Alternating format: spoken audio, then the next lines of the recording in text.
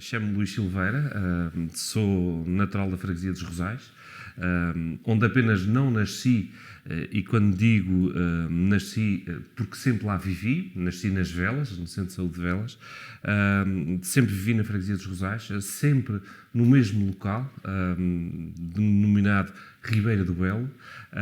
A casa dos meus pais era a casa dos meus bisavós. A minha casa era a casa dos meus trisavós, portanto, ao lado da casa dos meus bisavós, numa freguesia rural, onde tenho 45 anos, e onde passei a minha infância, onde decidi e escolhi viver, com uma ligação muito forte à minha terra, à minha família, aos meus amigos de infância, onde ainda tive a oportunidade de brincar como se brincava antigamente, de jogar à bola colocando duas pedras a fazer de baliza nos lados do caminho. Ainda joguei ao peão, ainda joguei ao berlim, ainda esperei à porta da oficina de Sr. João Muniz, que era um vizinho que tinha uma oficina, durante horas, às vezes dias, para me arranjar umas esferas, para fazer um carro de esferas para andarmos, e portanto é essa a minha essência. E que agora estou aqui nestas funções, já há alguns anos esta parte, no terceiro mandato, enquanto Presidente da Autarquia de Velas. Os Rosais é uma das 6 freguesias do Concelho de Velas, é a freguesia, é uma das pontas da Ilha de São Jorge, é a freguesia dos Rosais, é a freguesia mais próxima da sede do Concelho de Velas, estamos a sensivelmente 3 km, 3 km e meio. Os meus avós, quer paternos, quer maternos, eram dos Rosais, ou seja, quando eu nasço, eles já vivem nos Rosais. A verdade é que, do lado dos meus bisavós maternos, a minha bisavó era da Beira, casou para os Rosais, e, portanto, os meus avós já eram nascidos nos Rosais, onde nasceram e onde cresceram e onde sempre viveram, quer os maternos, quer os paternos. Os meus bisavós maternos, e eu falo muito nos meus bisavós, porque eu tenho uma ligação muito forte à minha bisavó materna, foi ela a minha ama, e, portanto, eu não fui para a creche, eu fui para a escola primária. A minha bisavó materna chamava-se Ermelinda, morreu com 97 anos, numa história, enfim, que para mim me marcou, talvez aquilo que mais me marcou na minha vida, porque tinha uma ligação muito forte a ela. Ela vivia com a minha avó, a minha bisavó, nos terreiros, porque a minha avó casou 3 vezes. A mãe da minha mãe, a minha avó materna, porque o meu avô morre muito cedo, com 35 anos de idade, de infarto, na noite da crise sísmica e dos sismos de 1964. Reza a história de que, a história verídica, de que a família do meu avô foi a última a sair da freguesia, porque tiveram que os irmãos sepultar o seu irmão, que morreu com 35 anos, nessa noite. A minha avó fica viúva durante alguns anos, até que a minha mãe tinha 7 anos, quando o seu pai morreu, a filha única, e quando se casa com 20 anos, a minha avó decide voltar a casar-se. E casa-se uma segunda vez. Esteve casada inúmeros anos com o meu padrinho. A minha avó também é a minha madrinha do batismo, minha avó materna. E o senhor António dos Reis, que era o meu padrinho, o seu segundo marido, morreu ao fim de não sei quantos anos de estarem casados, bastantes ainda. E ela casa-se uma terceira vez. E casa-se as 3 vezes à igreja, e casa-se as 3 vezes no casamento católico, com essa rigidez que a família tinha e que ela tinha da ligação à igreja e a Deus. Isto para dizer que eu passei uma parte da minha infância nos terreiros, nas férias de verão, onde a minha avó vivia e a minha bisavó com ela. Tenho mais 2 irmãos, um irmão caçula que já não era esperado vir, com diferença de 13 anos de mim, que por sinal fiquei quase revoltado quando soube da notícia. Soube da notícia numa noite de Natal, no momento de abrir as prendas, e em que a minha mãe me diz: para o ano temos que ter mais uma prenda. fiquei a olhar, eu tinha 12 anos, e ela disse: mamãe está grávida, vai ter um bebê. Eu não gostei, já não quis acabar de abrir as prendas essa noite. Pronto, e hoje é o nosso menino, um menino crescido, que vai ser pai em junho próximo já. Mas isto para dizer que quando a minha mãe fica grávida e tem o seu terceiro filho, o meu segundo irmão, a minha bisavó e a avó dela decide vir dos terreiros ter com a neta para ajudar a cuidar mais uma vez do bebê do seu bisneto. E então fica a viver connosco até à sua morte. E há essa ligação muito próxima e essa história de vida que fiz tropa pouquinho tempo, 4 meses, no Regimento de Guarnição número 1 na terceira, e só vim uma vez aqui após a minha recruta, e no dia em que venho, de surpresa à família, a minha bisavó morreu nas minhas mãos. A minha mãe deu-lhe jantar, ela já estava acamada, eu estava com a mão dela na minha e ela apertou-me a mão e olhou para mim e faleceu. E isso marcou-me muito, mas isto para dizer que, e por isso essa ligação muito forte aos meus bisavós, sobretudo à minha bisavó, e por sempre ouvir falar porque é a casa da família onde os meus pais até hoje residem. Isto para dizer que o meu bisavô tinha uma mercearia de balcão antiga, um tasco, o telefone público da freguesia, e que eu não conheci, mas que ainda hoje permanece na família, numa dimensão diferente, mas num primo da minha mãe, um primo meu em segundo grau. Portanto, ele tinha uma mercearia, uma tasca e uma carpintaria debaixo da casa que hoje é dos meus pais, casa essa, onde os filhos trabalhavam de carapina, de carpinteiros, onde há muitas histórias de carpintaria da casa, inclusive é que fazia os caixões na freguesia. Não havia caixões vindos de fora, e ainda me lembro de haver na loja da casa uma arca com uma máquina de costura de pé pequenina, e dentro dessa arca haver peças de tecido pretos e brancos. Então, a minha mãe conta que havia na loja as tábuas de madeira de criptoméria, típica de cá, preparadas, e quando morriam pessoas, as pessoas iam, independentemente da hora de dia ou da noite, a casa do meu bisavô, encomendar o caixão para ser feito na hora. Ele, enquanto montava o caixão, na dimensão que tinha que ser, a minha avó talhava o pano nessa máquina de costura para depois forrar o caixão. E, portanto, há muitas histórias ligadas àquela casa e a esses meus bisavós. E, portanto, os meus bisavós e a minha avó...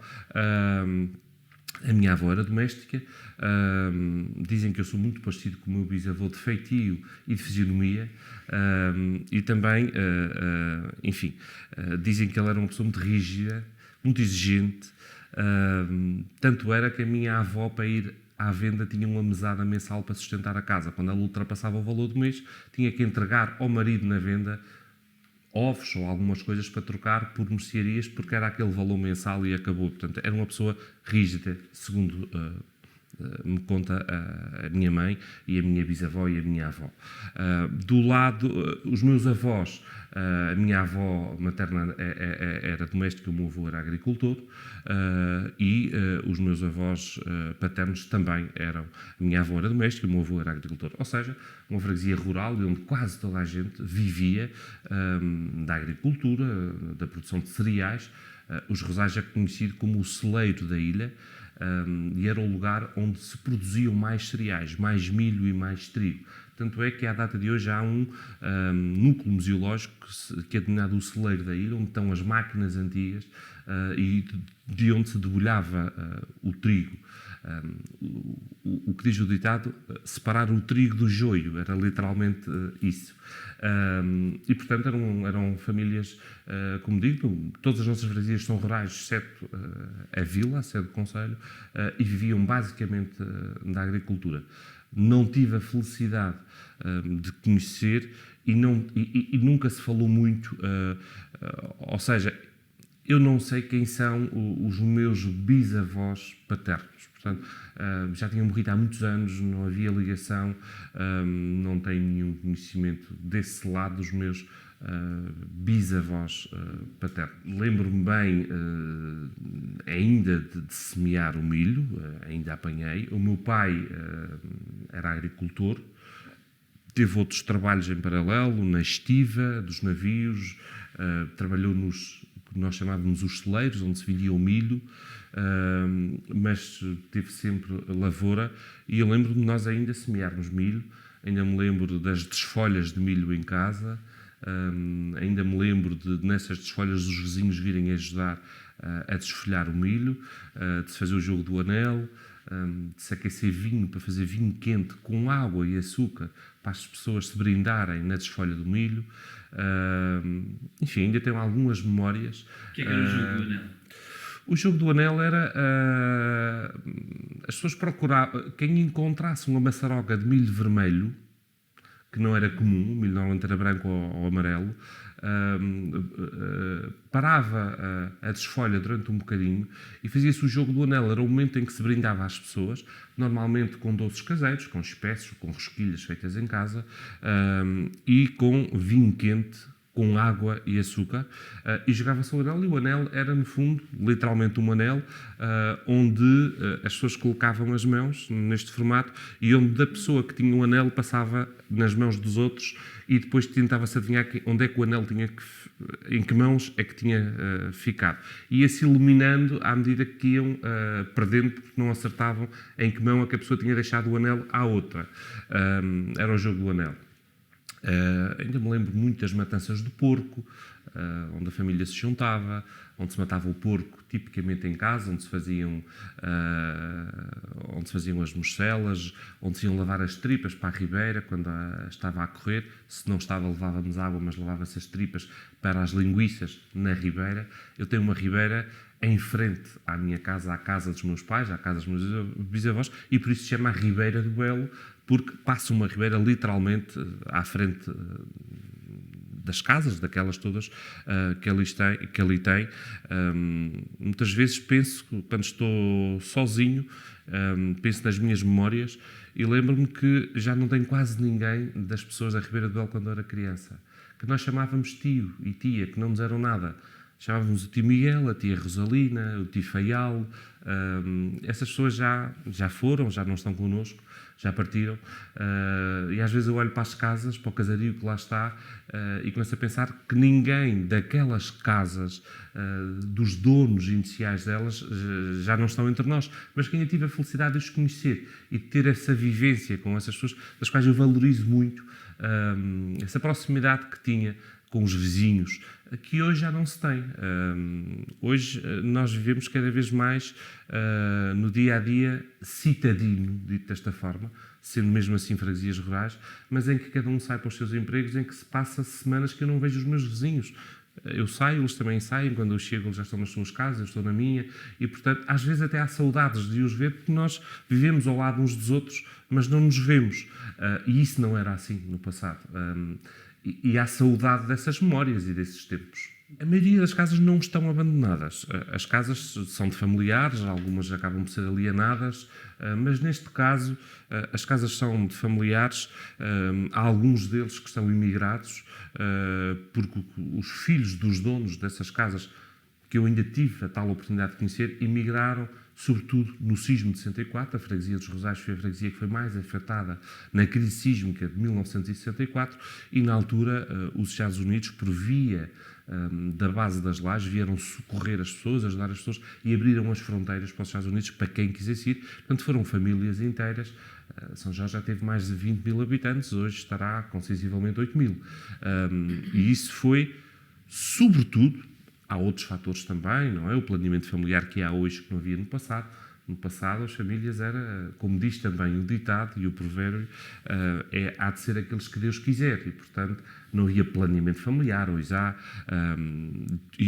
há jovens que saem para estudar que não regressam, e por isso nós temos esta demografia que é um dos nossos grandes flagelos, mas a verdade é que o grande problema demográfico foi efetivamente a imigração, sobretudo pelas crises sísmicas de 64 e mais tarde na crise sísmica de 1980, que afetou mais o concelho da Calheta, sobretudo a ponta da ilha, o topo.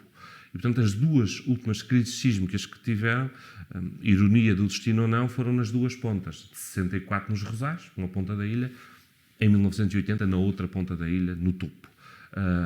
E esses foram os grandes momentos em que houve muita imigração que saiu, mas que até hoje tem muitos laços à sua terra, e em que já vão já na terceira geração, mas que efetivamente ainda visitam a sua terra, a terra dos seus avós, a terra dos seus bisavós, recuperam as casas, mantêm-as, vêm cá, alguns vêm todos os anos no verão, outros vêm 2 em 2 anos, 3 em 3 anos. Portanto, essas casas desses vizinhos, algumas vivem familiares dos donos delas, filhos ou netos, outras estão fechadas, mas estão recuperadas, e os familiares vêm, nomeadamente nos Estados Unidos, ou vêm dos Estados Unidos, sendo o maior fluxo de imigração para esse país. Esta demografia é progressiva. Nós, quando olhamos para os censos, e até fazemos uma análise aos últimos 50, 60 anos, ela é progressiva, se bem que diminuiu muito, ou seja, é menos acentuada nestas últimas décadas, porque se tivesse saído o fluxo que saiu a essas alturas e essas décadas de 60 e de 80, já não tínhamos ninguém, porque houve esse fluxo de imigração. Depois, estas últimas décadas, sobretudo os últimos 20 anos, por aquilo que frisei há pouco, que acentua-se por 2 fatores. O primeiro, porque há planeamento familiar, há muitos casais e pessoas que decidem não ter filhos, outros decidem só ter 1, só ter 2, o que no passado não era. As famílias eram muito numerosas. Por outro lado, porque há alguns jovens que saem para estudar e que optam por não regressar, ou porque têm oportunidades de emprego que para eles são melhores, ou porque acabam por namorar e por casar e por ficar, e que São Jorge passa a ser a terra dos pais e dos avós para vir de férias, mas não é a terra de residência. Há alguma estratégia política, regional, até local, para tentar um bocadinho combater, fixar as pessoas e... Isso existe, mas não tem sido fácil combatê-lo. E não tem sido fácil, desde logo, se nós olharmos para os Açores, mas se formos para Portugal continental, para o interior do país, e se nós olharmos para toda a Europa Ocidental, nós percebemos que é um problema comum a todos. Isto porquê? Porque, lá está, o planeamento familiar existe, logo as famílias, de uma forma generalizada, são menos numerosas, os pais optam por ter menos filhos, mas lhes dar mais qualidade de vida, não é? E, portanto, com os seus recursos financeiros, dar mais qualidade, mas ter menos filhos. E esses filhos optam, na maioria dos casos, por se concentrar nos grandes centros. Nós olhamos para os grandes centros, vamos ao país onde é que estão as pessoas. As pessoas estão em Lisboa, estão no Porto, estão em Coimbra, estão em Aveiro, estão nos grandes centros. Porque depois o interior do país está deserto, as aldeias estão desertas, estão envelhecidas, e hoje começam a ganhar uma nova dinâmica. Dinâmica essa comum também aos Açores, que é o recuperar, lá está, a casa dos avós, a casa dos bisavós, transformá-la muitas vezes em espaços turísticos, de alojamento local ou de turismo rural, e portanto começam a ter essa dinâmica ligada ao sector do turismo, mas a verdade é que residentes efetivos é muito pouco, porque efetivamente os jovens, muitos deles optam por ficar nos grandes centros. Vão estudar, habituam-se àquele estilo de vida, e muitos acabam por não vir. Há os que não vêm, diz-se muitas vezes, não há oportunidades para os jovens. Eles não regressam porque não têm oportunidades. Acontece, e eu estou sempre a dizer aos nossos jovens atuais, quem quer vir regressar para a sua terra, para a nossa terra, voltar para São Jorge para os estudos, tem que selecionar muito bem o tipo de curso que vai tirar, porque nós sabemos que há cursos que não vão ter saída profissional em ilhas com a nossa dimensão e porque elas não existem cá. Mas a verdade é que há inúmeras saídas profissionais que nós até precisamos delas e que não temos. Lembro-me que na área da engenharia civil há falta de recursos, na área da engenharia eletromecânica, na área da arquitetura, na área da economia e gestão, na área da informática. Faltam jovens, faltam técnicos superiores dessas áreas, médicos, enfermeiros, e que não vêm, e não é porque não hajam muitos que são de cá, que são dessas áreas e que se quisessem regressar tinha um emprego na sua área de formação. E estou a dar estes exemplos. Haverá outros que não há essas saídas. Mas que optam por não vir. E quase sempre quando saem, o espírito é que vão regressar. A verdade é que depois de estarem a fazer um curso de 4, 5, 6 anos, acabam, como digo, acabam por namorar, acabam por ir fazer estágios para empresas de outras dimensões e acabam por, sem querer, diria assim, até não vir. Quando não precisam, já estão tão embriagados nos locais onde foram estudar, por vários fatores pessoais e profissionais, que faz com que eles acabam por já não vir, embora ainda venham muitos, e eu sinto que nestes últimos anos têm regressado muito mais jovens à Terra. Isso sente-se, isso percebe-se. Nós somos pequeninos, conhecemos-nos todos, e hoje regressam muito mais jovens, até diria com mais dinâmica, com mais empreendedores, muitos jovens a criar o seu próprio posto de trabalho, a investir, e isso hoje é um aspecto positivo, se bem que não é o suficiente para nós ultrapassarmos esta questão da demografia que temos. Apoios, incentivos, eles existem, mas a verdade é que os apoios, os incentivos por uma entidade pública nunca são determinantes para um casal estruturado decidir ter um filho porque vai ter aquele apoio. Ora, a Câmara dá um apoio na ordem dos 1.200 euros por cada criança que nasce, o município. Eu costumo dizer sempre que isso não é um incentivo, isso é um apoio. Porque o incentivo é algo que nós estamos a incentivar. Nós não podemos incentivar um casal a ter um filho porque vai receber 1.200 euros no máximo do município. Nós damos aquele apoio, é um contributo, mas não é incentivar para. Porque nós sabemos que 1.200 euros para quem vai ter um filho é nada. E, portanto, existe esse tipo de apoios, existe esta preocupação de ir criando e gerando riqueza e gerando postos de trabalho, sobretudo também nestas áreas das pessoas qualificadas e de quem vai tirar a formação superior, mas também depois falta-nos muita mão de obra. Hoje não há mão de obra em São Jorge, como não há em várias ilhas e até no país. Em muitos setores, o setor da construção civil não tem mão de obra hoje. Precisa de carpinteiros, de pintores, de eletricistas, de pedreiros. Não há. O setor do turismo não tem mão de obra. Para a restauração, para a hotelaria, para as rentacares, não há. E cada vez se fala mais que se terá que importar mão de obra, porque a verdade é que ela não existe. E não existe em quantidade suficiente para aquilo que são as necessidades efetivas no mercado hoje. E isso sente-se a cada dia. Sente-se e o próprio sector empresarial assim o diz, e hoje começa-se a falar muito em trazer pessoas de outros países para virem para cá trabalhar, porque efetivamente falta essa mão de obra. É verdade que o sector imobiliário está dito desta forma no seu auge, e é uma especulação muito grande, porque ainda há dias falava com um senhor na minha freguesia. Há uma zona da freguesia, à ponta da freguesia, que tinha muitas casas fechadas, sobretudo de imigrantes, algumas já em ruínas, e que hoje se começam a ver a cada dia a ser restauradas porque são vendidas, sobretudo a estrangeiros, alemães, ingleses, porque vêm cá de férias, gostam e acabam por comprar uma ruína para vir para cá viver depois. Alguns só para vir numa fase inicial em férias, outros para se fixarem cá. E ele falava comigo e dizia-me que mal que foi eu só escolher os Açores, e em particular São Jorge, tão tarde para vir visitar. Porque a qualidade de vida que eu tenho aqui, eu já a queria ter há muitos anos, e se eu tivesse vindo de férias, há muitos anos que tinha vindo eu para cá. Sou professor universitário e já estou reformado, no inglês. E ele e a esposa são os dois professores. E dizia-me ele, eu não consigo ter o nível de vida que tenho cá, em Inglaterra, com a minha reforma e a da minha esposa. Nós vivemos sempre num apartamento arrendado. E eu, hoje, com a nossa reforma, para viver, manter-me nesse apartamento, era muito difícil.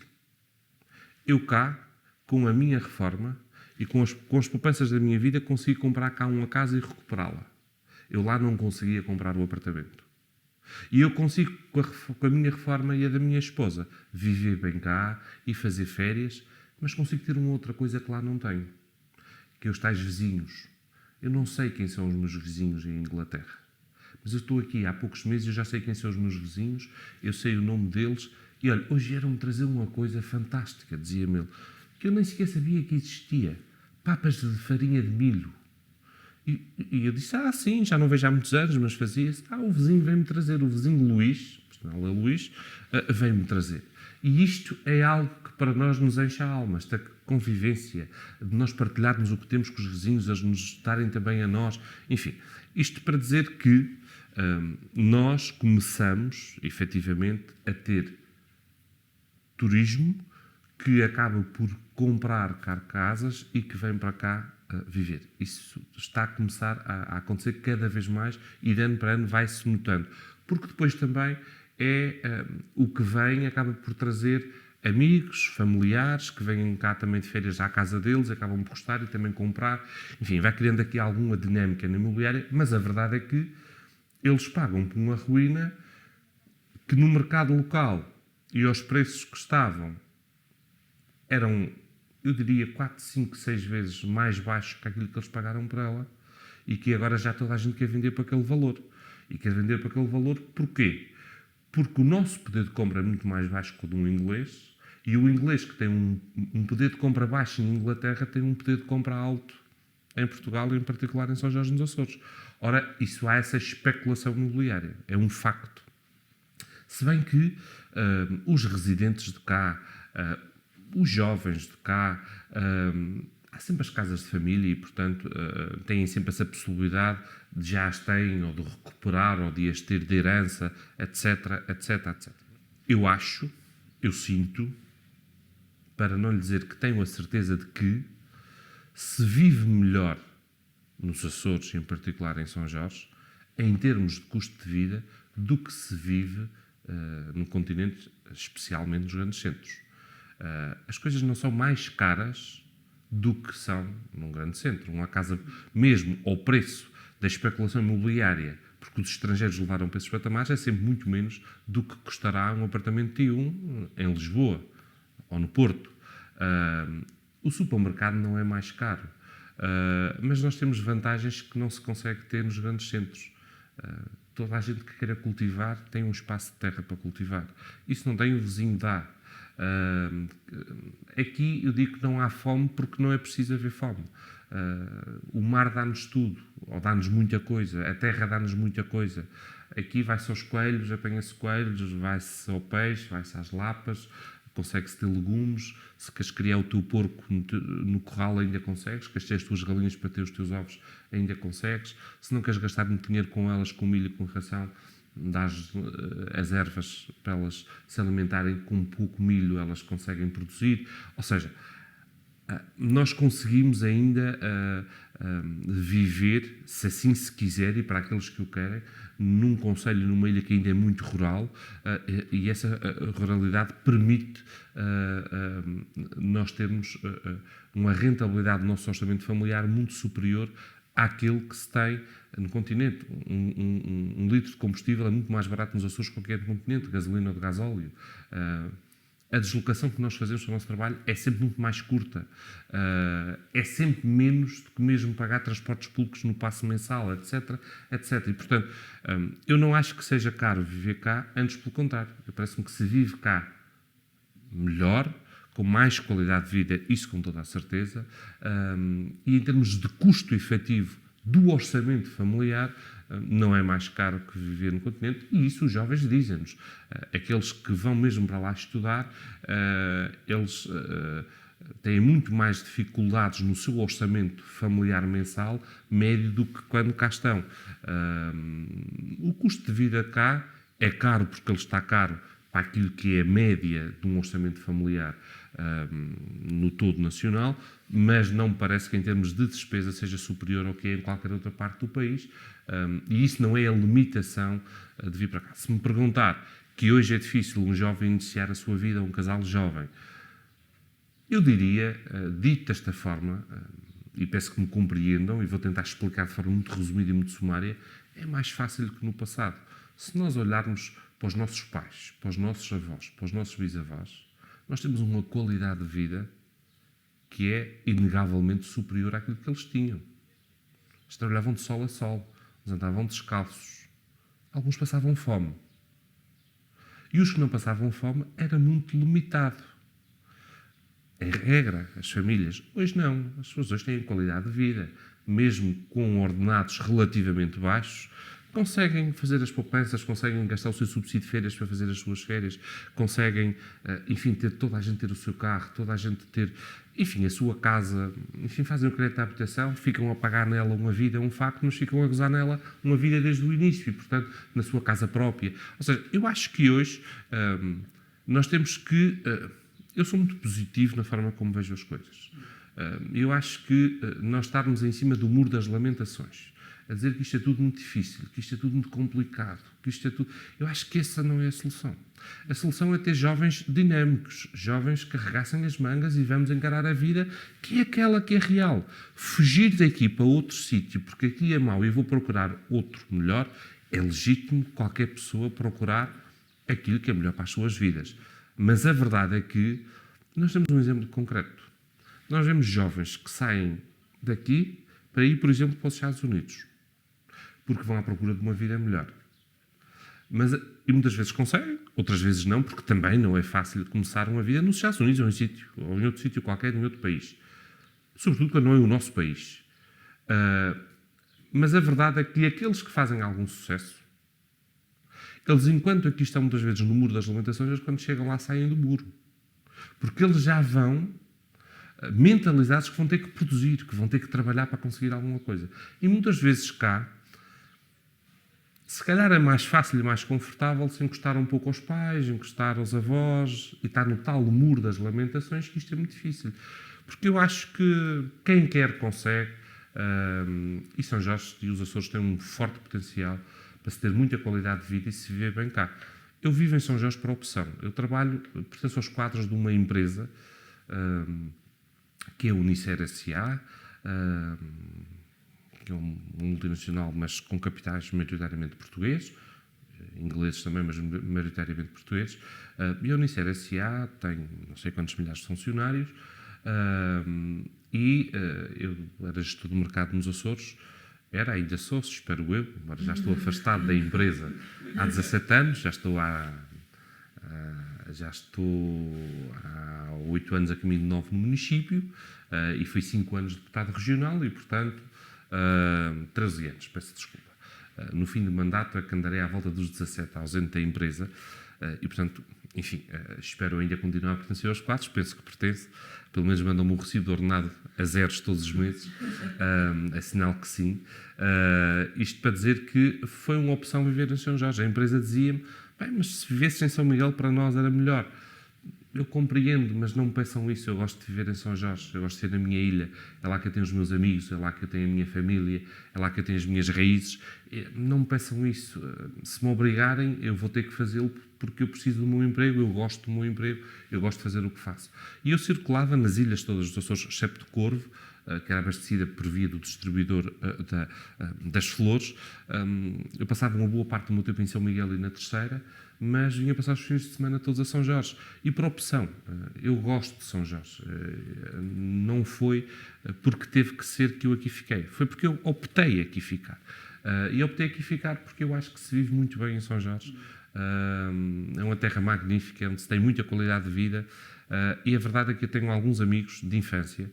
Olha, tenho um amigo de infância, meu vizinho, o Adelino, vizinho, mesmo vizinho de porta dos meus pais, e que foi para o continente, trabalhava no Ministério da Cultura, no Panteão Nacional, era recepcionista inclusive no Panteão Nacional, e decidiu vir para cá e está cá há 3 ou 4 anos e ele diz, todas as vezes que falamos, ele diz, Luís, tanto que me arrependo. É que eu agora é que sinto outra vez o que eu perdi. Eu passei a minha juventude no continente, a minha infância aqui, porque sou daqui, a minha juventude no continente, regressei agora, e a cada dia que passa eu sinto mais que perdi tanto em não ter estado aqui, porque isto é uma qualidade de vida fantástica. Eu vivia em Santarém, eu andava 2 horas para vir para Lisboa trabalhar todos os dias, à tarde mais 2 horas, eu passava 4 horas de comboio por dia. O que é isto? Eu agora Enfim, trabalha na escola básica, fez mobilidade. Ele diz, eu em 5 minutos estou no meu emprego, em 5 minutos estou em casa, vou almoçar a casa todos os dias.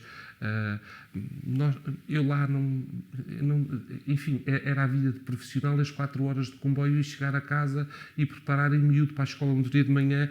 Eu não tinha tempo para mim, eu não tinha tempo sequer para a minha família, que era tudo tão cronometrado, que aqui eu consigo ter o mesmo ordenado, gastar menos e ter muito mais qualidade de vida.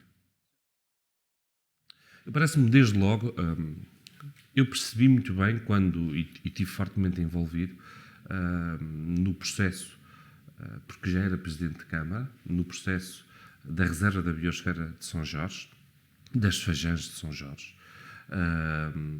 Percebi o quanto é difícil ser uma reserva da biosfera. O crivo é muito apertado, mesmo no âmbito das candidaturas e depois em todo o processo de validação delas, e percebi que para ser reserva da biosfera tem que ser, eu diria, quase únicos. E não tenho nenhuma dúvida que o facto de termos este galardão de reserva da biosfera ajudará muito, e penso que já tem ajudado, naquilo que é a promoção de um destino de natureza de férias, no nosso caso em particular, aquilo que eu domino muitas vezes como o nosso ex-libris, que são as Fajãs, que têm uma riqueza inagualável, nas mais variadas vertentes, desde logo ambientais, mas também económicas, culturais, arquitetónicas e, sobretudo, aquilo que é as vivências de um povo que tem mais de 500 anos de história. A Fajã é aquela que é primitiva na ilha e em que sempre foi usada ao longo destes mais de 500 anos pelo seu povoamento, hoje num conceito um pouco diferente daquele que foi no passado, porque a Fajã era o local onde as pessoas, para além do convívio, conseguiam e tinham os seus bens da terra mais de cedo, como se dizia, ou seja, a Fajã era mais produtiva por aquilo que é o seu microclima. Logo, era na Fajã que as pessoas tinham as suas batatas de cedo, porque, como se diz cá, lá fora na freguesia, onde eu resido, lá fora, as batatas de cedo não dão como dão aqui na Fajã.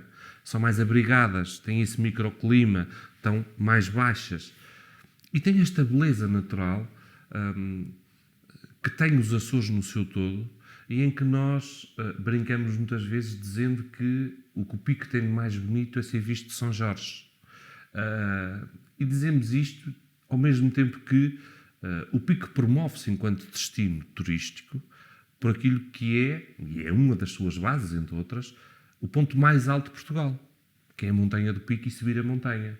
Nós que estamos aqui, mesmo em frente ao lado, promovemos totalmente no oposto, pelas Fajãs, que é as que estão mais baixas, junto à água.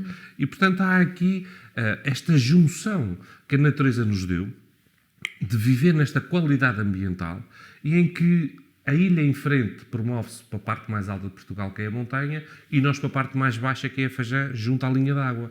E, portanto, é esta essência, é esta mistura de culturas, de tradições, como digo também, por aquilo que, em termos arquitetónicos, as Fajãs nos dão, mas, sobretudo, por o fascínio que o turista tem quando desce à Fajã. Porque o turista tem um fascínio da beleza natural, do enquadramento arquitetónico que as Fajãs têm, mas depois depara-se com uma coisa que não é comum, que não é normal, mas que é fascinante para qualquer turista, que é, mesmo não sabendo falar a língua com a pessoa que está na Fajã, a pessoa convida a entrar na sua adega, dá-lhe o seu vinho a provar, das suas aguardentes, das suas angelicas, até pode ser só por gestos, mas convida-os a entrar, brinda-os, como se diz, e as pessoas ficam fascinadas com isso.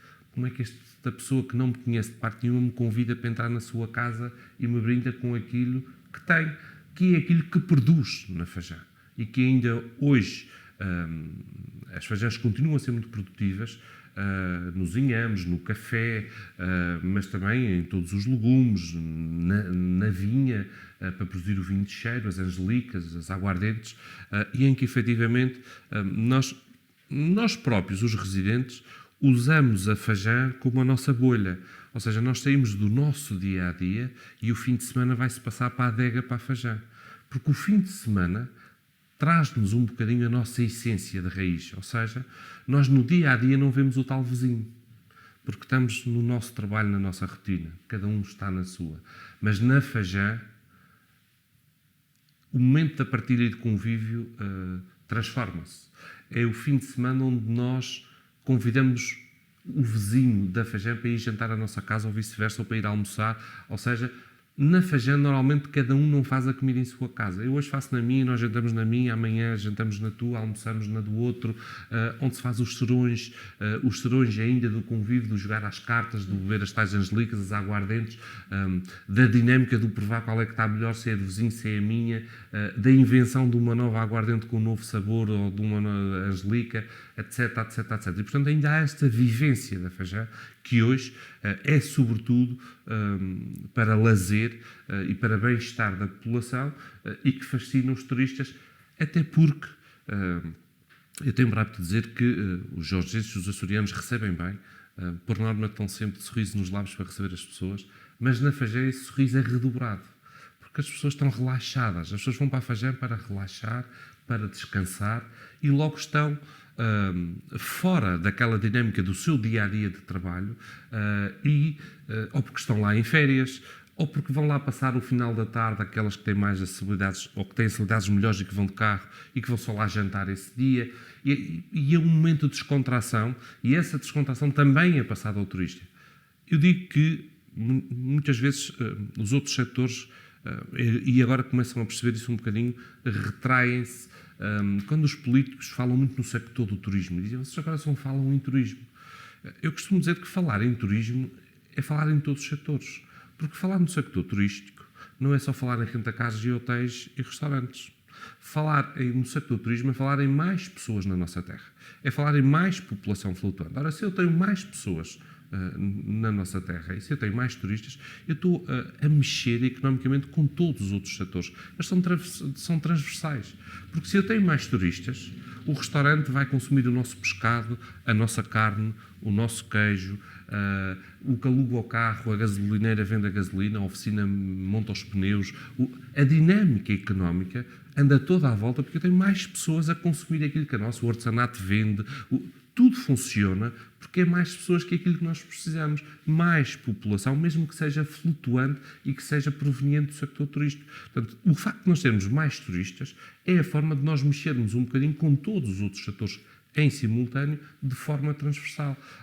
E por isso esta forte aposta no sector do turismo, num destino que é de natureza e em que, efetivamente, não duvido que a reserva da biosfera, ou esta classificação como reserva da biosfera, nos ajudou, sobretudo, em levar para o exterior aquilo que é a nossa imagem de destino de natureza e fazer com que venham mais pessoas à nossa terra, porque acho também que nós, enquanto região, tivemos mal, enquanto andámos a promover a região, andámos nas loucuras de dizer que era um destino de golfe e queria-se fazer campos de golfe de todos os lados, depois andou-se no destino de praia, Não, nós somos um destino de natureza, onde há sol, onde há chuva, onde há nevoeiros, onde há um microclima que de manhã chove, à tarde já está sol, e há turismo para isso. E, portanto, quando nós começámos a vender o destino de forma real, com aquilo que nós temos, efetivamente, para oferecer,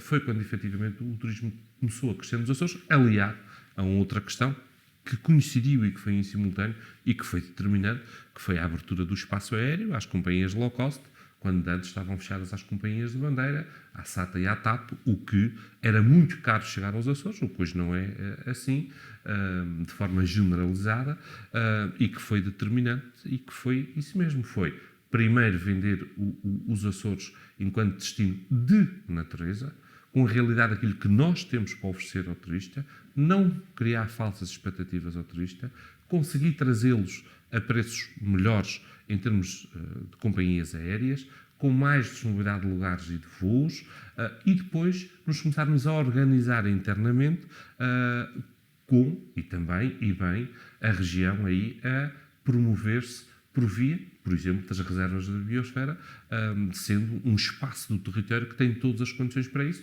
e tanto é que há o sucesso de 4 reservas da biosfera nos Açores. Como é que acha que é importante para o próprio território, portanto, olhando para dentro do território? Olha, eu acho, eu tenho a certeza, que é de todo importante, e é de todo importante sobretudo porque a reserva da biosfera, que é precisamente esse laboratório vivo, chamando-lhe assim, não impõe regras. Enquanto há documentos de gestão do território, como um PDM ou um POOC, que impõem regras, que as pessoas às vezes não entendem nem gostam, porque dizem que historicamente nunca foi assim, porque é que agora tem que ser. A reserva da biosfera tem um conceito que consegue, dizendo assim, impor de forma disfarçada.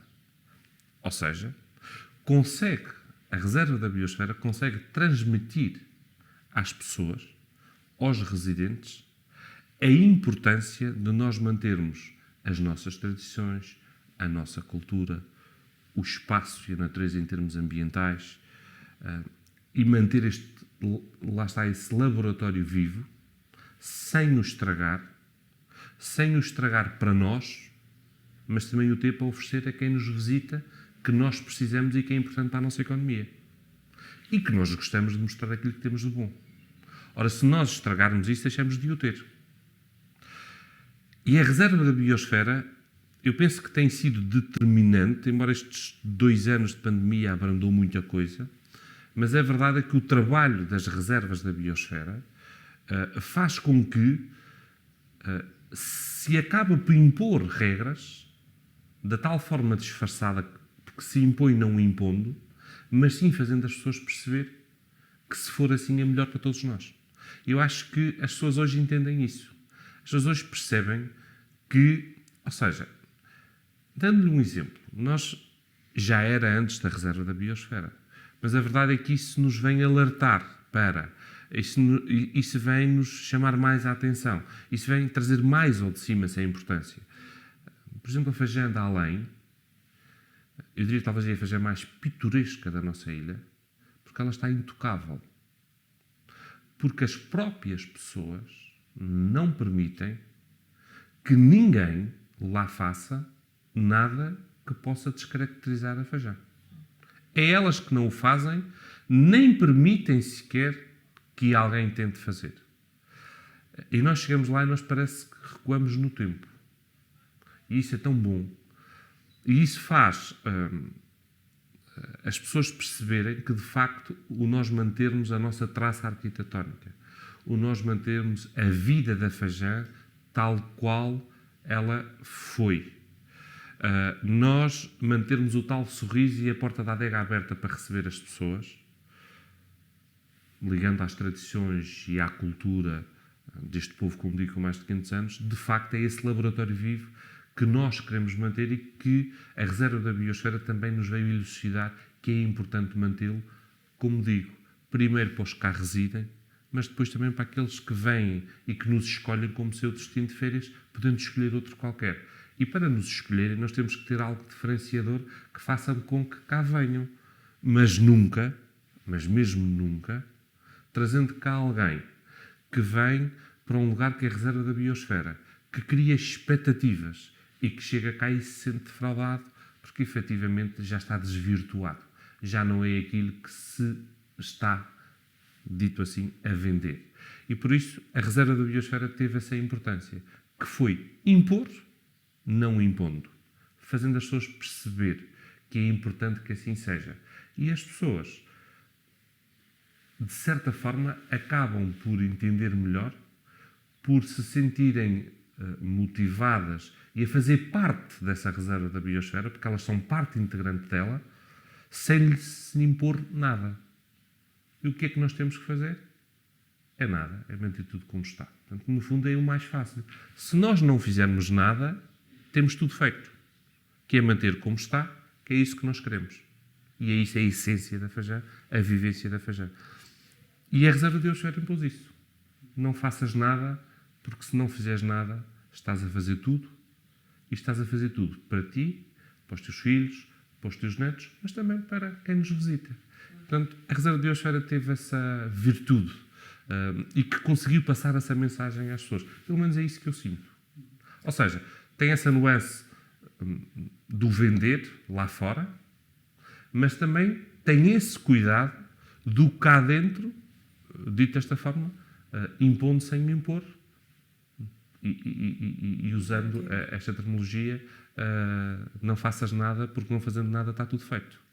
Há aqui um ponto de equilíbrio, não é? Onde o turismo promove todos esses setores, como estava a dizer há pouco, que consegue despejar para uma data de setores da economia, mas há um ponto a partir do qual também a pressão turística se torna nociva a esse propósito de manutenção da cultura e da natureza.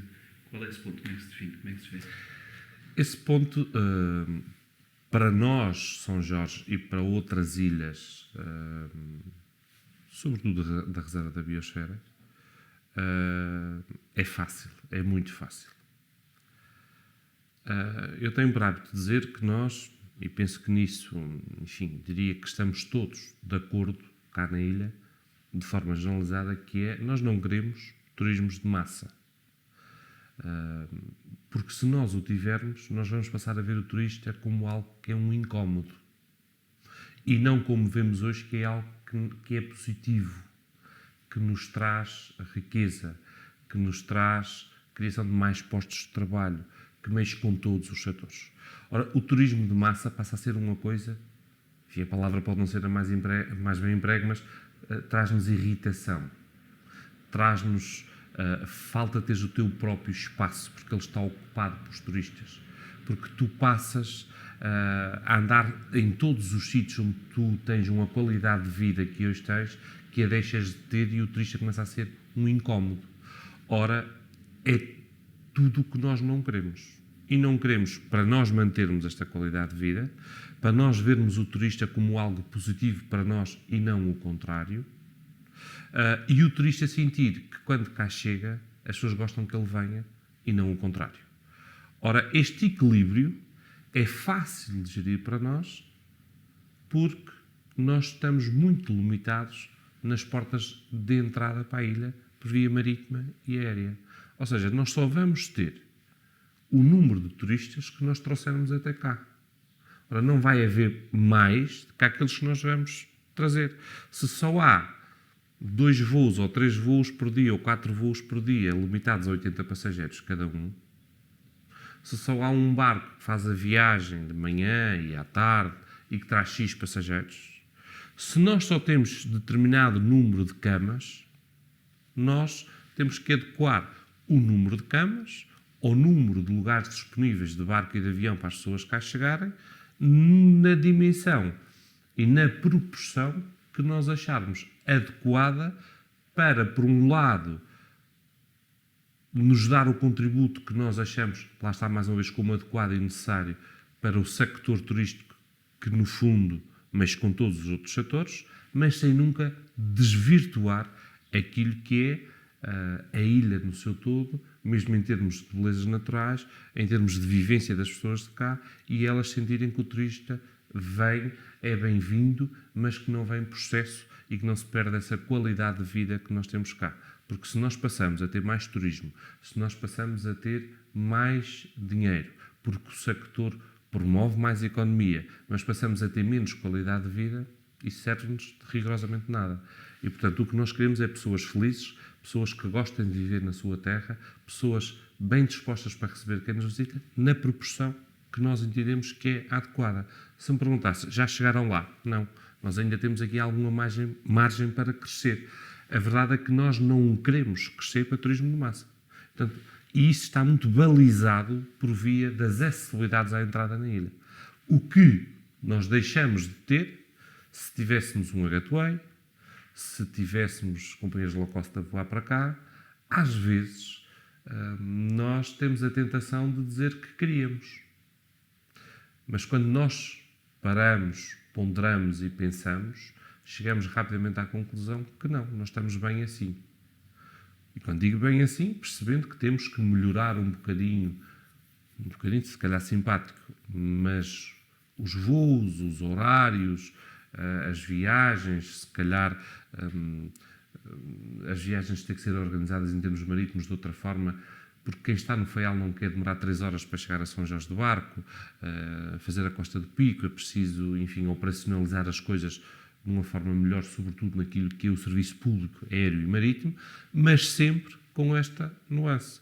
E que depois lá está, que também está balizada pelo número de camas. As pessoas não têm onde ficar, não vêm. E, portanto, nós temos muito esse cuidado, porque nós não queremos de forma nenhuma que o turismo passe a ser algo que traga às pessoas menos qualidade de vida. Nós queremos continuar a ter uma reserva da biosfera onde as pessoas são felizes e onde aquilo que nós dizemos que temos de bom, quando a pessoa chega, efetivamente o seja. Há, por exemplo, um limite ao número de licenças para alojamento local. Isto para evitar um pouco aquilo que está a dizer, porque podemos transformar as fazendas totalmente em... Há muitos limites. O primeiro limite é que os documentos de gestão do território, quer os PDMs, quer os POOCs, dos planos de ordenamento da orla costeira, onde todas as fajãs estão integradas. As próprias fajãs têm tipologias, tipologia 1, 2 e 3, e, portanto, estão balizadas consoante o que esses documentos de gestão do território já definem. Há fajãs onde não se pode construir mais. Há fajãs onde só se pode reconstruir, onde já estão definidas o tipo de características de construção ou de reconstrução, para, por um lado, não descaracterizar a parte arquitetónica das fajãs, mas, por outro lado, não permitir, lá está, esse turismo de massas. E, portanto, na maioria das fajãs já não se pode construir. Não pode. O que está, o que não está, não vai estar. Por outro lado, depois temos o PROOTA, que é o documento que faz a gestão dos Açores ilha a ilha, concelho a concelho, que é feito pelo Governo dos Açores em articulação com os municípios, com o número de camas que nós queremos, ou que nós precisamos, ou que nós devemos ter. E em que eles depois estão balizados para o alojamento local, para a hotelaria tradicional, para o turismo rural, para o turismo de habitação, e, portanto, há um número de camas máximo definido para um número de anos que está estabelecido, eu penso que são 10 anos, ou a cada 10 anos, que nos permite nós aferirmos e vermos se efetivamente estamos bem ou não estamos, se precisamos mais ou se não estamos, porque depois há aqui uma situação que começa a melhorar cada vez mais e que é importante, que é os serviços ao turista. Ou seja, não é só o alojamento. É preciso haver o entretenimento, é preciso haver a restauração, ou seja, é preciso haver uma série de serviços a acompanhar, e muitas vezes há a tendência só a investir no alojamento, esquecendo que depois esse número de turistas precisa de outros serviços paralelos para que se sinta bem enquanto cá está de férias. Portanto, tem que haver este equilíbrio e muitas vezes tem que se, dito assim, balizar o número de camas para despertar os investidores para outras áreas no sector do turismo que são necessárias para criar o tal equilíbrio com o número de camas que temos e os serviços que temos que prestar ao turista nas mais variadas vertentes. Para mim, o ideal de uma reserva da biosfera, no caso em concreto da reserva da biosfera de São Jorge, que são as fajãs, é um pouco aquilo que lhes fui transmitindo ao longo da entrevista. É, no fundo, nós mantermos aquilo que é a nossa traça arquitetónica, aquilo que é a nossa beleza natural da fajã, e que as pessoas se continuem a sentir bem na fajã, como sentindo que é um espaço seu, um espaço nosso, onde nós gostamos de receber quem nos visita. Ora, é esse equilíbrio que é preciso se manter, que no fundo é eu manter a fajã naquilo que é a sua genuidade, para eu próprio sentir que quando estou na fajã é diferente de quando estou cá fora, como se diz na freguesia, e em que o próprio turista, quando nos visita, também sente essa diferença. E é isso que, para mim, é o equilíbrio da reserva da biosfera, das Fajãs de São Jorge. É a Fajã manter a sua essência para quem cá vive e o turista percebendo, quando a visita, que a Fajã é diferente do estar a visitar São Jorge, mas uma coisa é eu estar a visitar os Rosais, outra coisa é eu estar a visitar a Fajã de João Dias, que é a Fajã dos Rosais. Uma coisa é eu estar a visitar o Norte Grande, outra coisa é eu estar a visitar a Fajã do Ouvidor e a mergulhar na Poça Simão Dias.